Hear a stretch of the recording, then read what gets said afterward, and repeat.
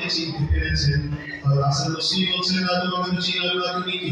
মেয়েটা বলছে, গত রাতে আপনার কাছে যে মহিলা অপেশার অবস্থায় ছুটে এসেছিলেন, সেই মহিলার প্রথম সন্তান আমি। সুবহানাল্লাহ।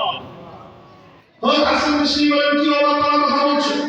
তোমার মা তো তোমার যে অবস্থা বর্ণনা করলেন, আর আমি যে অবস্থা দেখছি, দুইটার মধ্যে তো আকাশ পাতাল পার্থক্য। তোমার মা কি স্বপ্নে ভুল দেখলেন নাকি আমি ভুল দেখছি? মেয়েটা বলছে, না না, আমার মা যখন আমাকে স্বপ্নে দেখেছিলেন তখন বাস্তবিক আমার কবরের মধ্যে আযাব চলমান ছিল। আপনি যখন আমাকে দেখছেন তখন আল্লাহ তাআলা আমার কবরের অবস্থাকে পরিবর্তন করে দিয়েছে। কিভাবে পরিবর্তন হলো?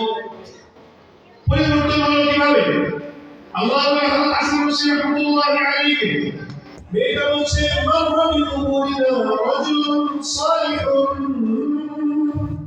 আমরা যে কবরস্থানের মধ্যে শহীদ, এই কবরস্থানের পর দিয়ে আল্লাহ নবী দেখে বন্ধ দিয়ে যাচ্ছিলেন।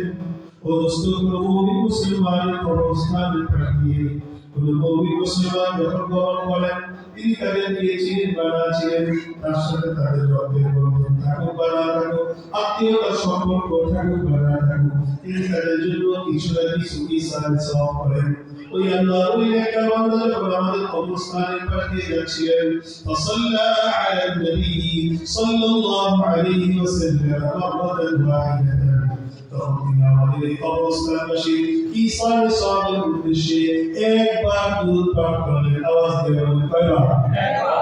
একবার দুরূদ পাঠ করে আমাদের সকলের জন্য ইহসান সওয়াব করলেন। মেয়েটা বলছে, আল্লাহ তাআলা ওই ব্যক্তি একবার দুরূদ পাঠের উসিলায় ফাতাজাওয়াজ আল্লাহু আন্না, আল্লাহ তাআলা আমাদের সবাইকে মাফ করে দিয়েছেন।